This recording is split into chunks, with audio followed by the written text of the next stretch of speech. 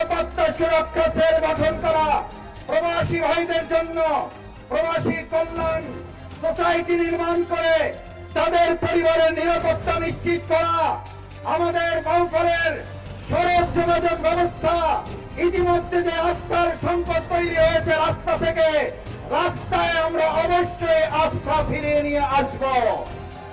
সম্মানিত ওলামায়ে কেরাম, এই বাউফল আলেম আমাদের পদভারে এবং পদধূলিতে মুক্ত। আমি মাদ্রাসায় পড়াশোনা করেছি, এখনো আপনাদের ছাত্র হিসাবে স্নেহ মায়া মমতা দোয়া নিয়ে আমি চলছি। আমি যেমন বিগত দিনে আপনাদের নফল রোজায় সামিল থেকেছি, আপনাদের তাহাজ্জুদের চোখের পানিতে আমাকে রেখেছেন, আমি আপনাদের কাছে অনুরোধ করতে চাই, আগামী 12 তারিখ শুধু নয়, যে কদিন বেঁচে থাকবো আপনাদের সেই স্নেহ মমতা দোয়ায় আমাকে আল্লাহর রাস্তায় আপনারা সামিল রাখবেন। আমরা শব্দ নয় সত্য বলি, আমরা গুজব নয় খবর দেই, সদা জাগ্রত আমাদের চোখ, খবর আগে, সত্য সবার আগে।